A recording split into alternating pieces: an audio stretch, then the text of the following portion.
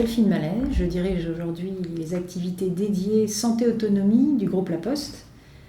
J'ai commencé dans ces activités il y a presque 7 ans. J'ai créé la stratégie et la mise en œuvre, à la fois par de la croissance externe, des investissements dans des sociétés spécialisées et l'innovation organique au sein du groupe.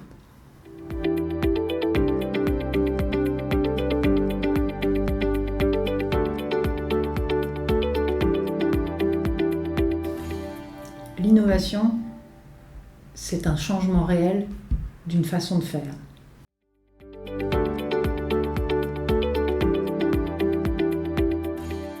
Manager l'innovation, c'est créer les conditions de faire mieux en faisant différemment. Et pour moi, on le fait de 2 façons. On le fait en étant d'abord tourné vers l'extérieur, vers les clients, vers l'écosystème, vers les nouvelles technologies qui apparaissent, vers les ruptures, en veille sur ses concurrents. Et ensuite, en favorisant l'émergence d'idées neuves au sein de son organisation.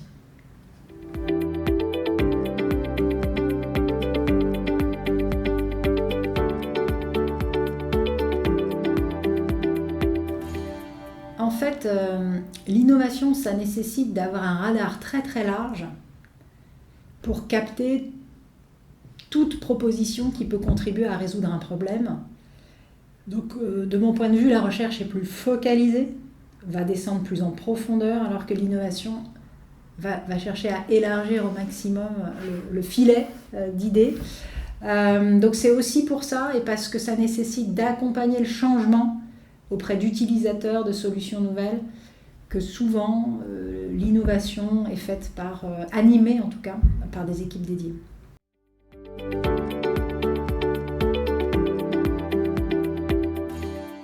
Alors, je vais prendre un modèle hors santé.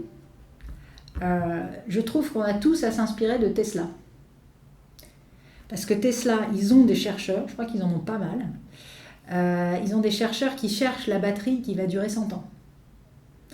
Ils vont nous trouver des batteries facilement recyclables, ils vont faire de la recherche poussée pour apporter de la transformation fondamentale sur les produits techniques.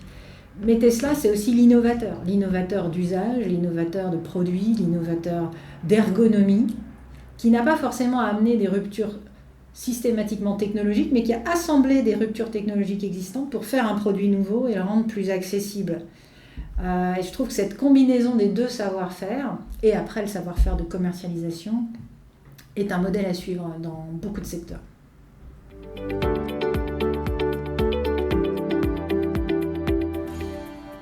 Nécessairement, je ne sais pas. Encore une fois, j'ai la conviction qu'on peut innover sans avoir nécessairement poussé très loin la recherche. Il faut parfois assembler des choses qui existent ou faire des choses pas très compliquées sur le plan de la technologie. Donc ça ne nécessite pas forcément de rupture produit ou de rupture technique ou de rupture d'usage, mais parfois simplement un assemblage différent qui vont amener un usage nouveau d'un produit ou d'un matériau qui existe déjà. Et pour moi, c'est ça qui fait aussi un peu la différence entre recherche et innovation. Donc il peut y avoir, et c'est certainement ce qu'il faut rechercher, un continuum qui part de la recherche et qui arrive à l'innovation et à l'application, mais parfois l'innovation apparaît sans la recherche.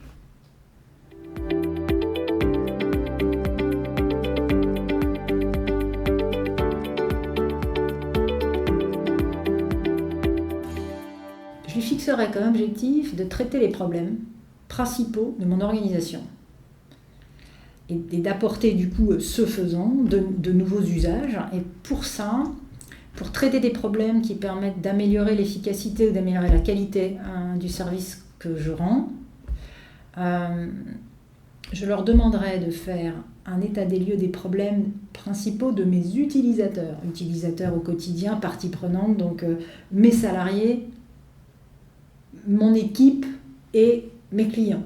Et à partir de là, de venir instruire des projets d'innovation, les mettre en œuvre dans l'organisation. C'est encore plus simple quand on part de problèmes qui ont été remontés par le terrain. Normalement, l'acceptabilité d'une nouvelle solution qu'on peut tester et mettre en œuvre est plus forte si ça répond à un problème qui est remonté du terrain comme étant prégnant. Et donc, ce serait ça le principal objectif de ma cellule innovation, traiter les principaux problèmes manifestée par l'organisation avec des projets de solutions innovantes.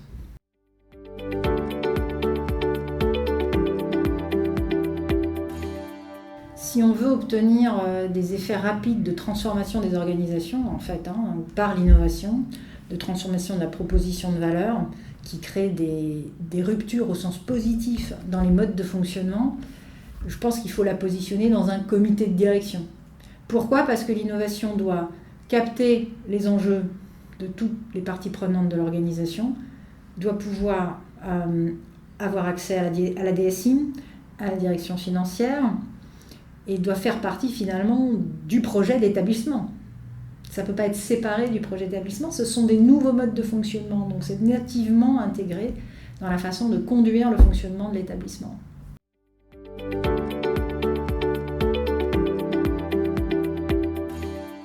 C'est un rôle assez majeur pour éviter que l'innovation produit reste un peu aux portes de l'hôpital.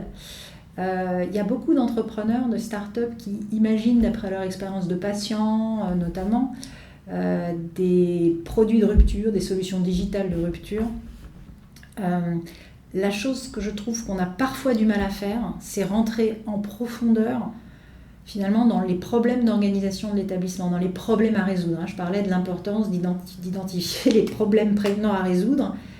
Je trouve que l'établissement, s'il organise l'accès des innovateurs de son écosystème à un vie-ma-vie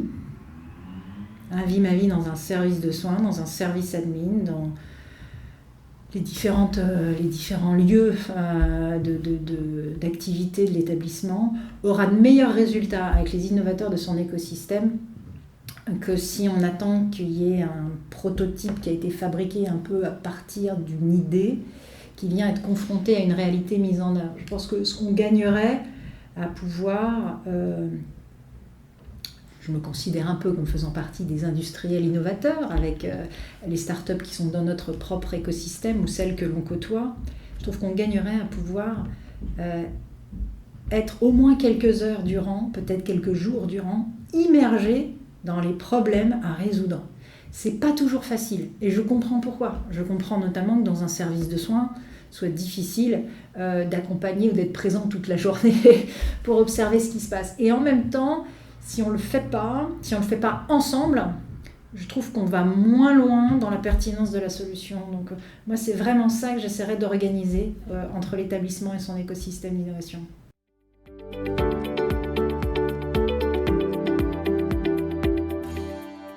Je pense qu'il y a 2 défis, et alors qui sont totalement amplifiés par la pénurie de soignants. Voilà, c'est encore plus improbable d'arriver à diffuser des changements profonds d'organisation quand on n'a déjà pas de bras pour faire la prestation, le service, rendre tous les jours le service qu'on doit rendre.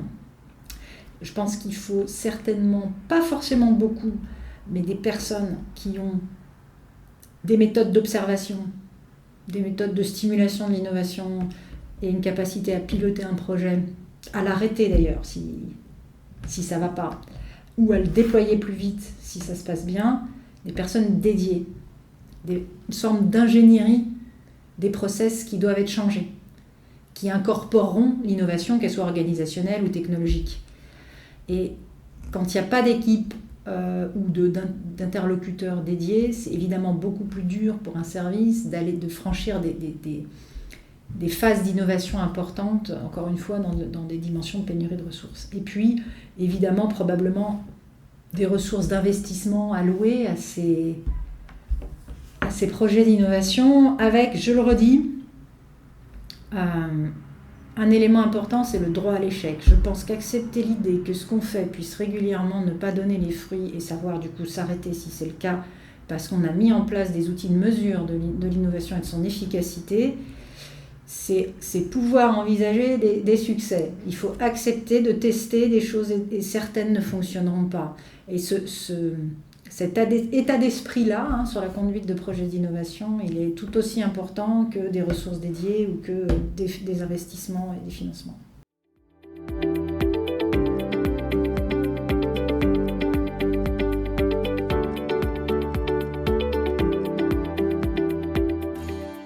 En En synthèse, les facteurs clés de succès, pour moi, il y en a 2. Le droit à l'échec et la mesure de ce qu'on fait. Le droit à l'échec parce qu'il faut encourager les initiatives et ne pas sanctionner celles qui échouent. Et évidemment, valoriser celles qui réussissent.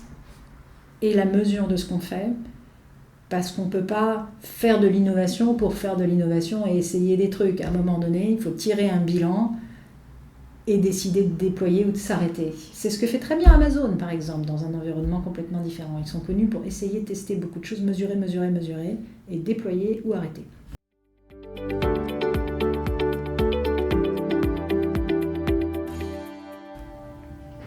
C'est une bonne question.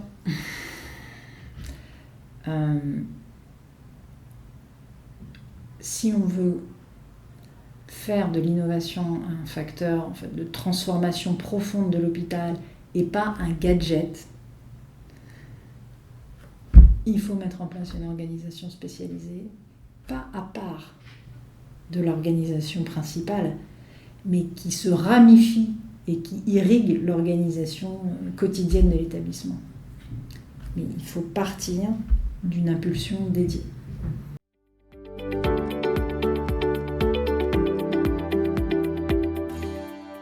En fait, l'innovation, c'est un processus qui a besoin, pour éclore dans une organisation, de pouvoir être reconnu et de pouvoir être encouragé, de pouvoir être diffusé. Et donc, les innovateurs, que ce soit vous et moi au quotidien, on est tous des innovateurs en puissance, ou les innovateurs de métier, ceux qui vont tirer des projets d'innovation dans les organisations, ont besoin de se retrouver dans une communauté d'innovation, une communauté d'action. Donc oui, de mon point de vue, un peu de soutien qui va de la formation, de l'information, de la coordination et de la mise en place de projets innovants est nécessaire. En tout cas, sans organisation de l'innovation, ça va quand même moins vite et moins loin.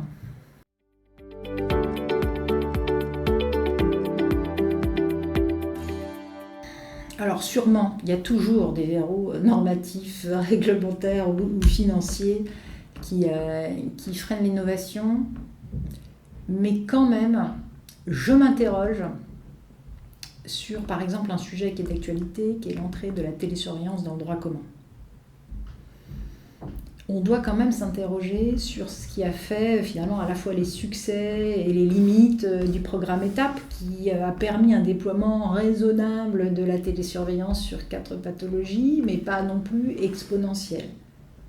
Il y a bien un sujet d'usage, mais c'est peut-être parce que les indications étaient extrêmement limitées que c'est pas rentré dans les pratiques courantes des praticiens concernés. Un insuffisant cardiaque qui rentre dans ETAP, c'est pas l'essentiel de la patientèle d'un cardiologue. Donc comment changer ses habitudes quand on a là un produit d'innovation qui ne va impacter que 5% de sa patientèle, 10% selon les praticiens. En fait, on est encore un peu au milieu du gué. Plus on restreint l'application de ces nouveaux usages comme la télésurveillance, moins ça rentre dans les habitudes des praticiens. Donc, je ne sais pas si c'est réglementaire, en fait, c'est plutôt une question de philosophie. Plus on élargit le scope de la télésurveillance, plus on a une chance qu'elle se diffuse. Il y a des pays ailleurs en Europe ou aux États-Unis qui ont déployé la télésurveillance massivement. Ça fait maintenant partie de la pratique courante, c'est-à-dire ce n'est plus l'exception sur un segment précis d'indication, c'est la base. Et c'est plus cet aspect de mindset dans la diffusion de l'innovation. On est passé par une période expérimentale étape, on s'apprête à rentrer dans le droit commun, presque au pire moment, qui est celui où on manque partout de soignants.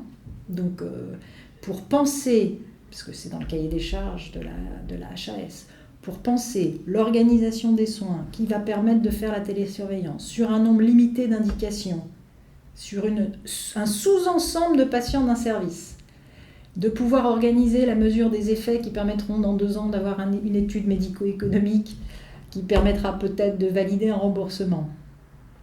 alors qu'on cherche déjà des infirmières pour commencer la journée, ou des aides-soignants, ça ne va pas faciliter le déploiement massif de la télésurveillance en France, me semble-t-il, en tout cas pas à court terme. Donc voilà, moi je m'interroge plutôt sur le fait qu'on ne conçoive pas des innovations comme la télésurveillance comme une adjonction à un existant qui va coûter plus cher et qu'il faut quelque part limiter ou focaliser sur des usages extrêmement précis. Si on raisonnait à l'inverse et qu'on fasse de la télésurveillance l'offre de base dans les parcours de soins, complètement incluse à la description de tous les protocoles, elle se diffuserait évidemment beaucoup plus vite. Donc voilà, moi c'est plus sur la façon dont on introduit l'innovation dans nos codifications réglementaires et dans l'évolution de nos protocoles qui m'interroge sur la vitesse à laquelle la France va pouvoir déployer une innovation qui n'a plus rien d'innovant sur le plan techno. Là, c'est vraiment... tous les dispositifs sont là. C'est peut-être cette façon de déployer après pilote qui est encore un peu hésitante collectivement, alors que l'innovation nécessite de l'audace et du massif, de l'industriel.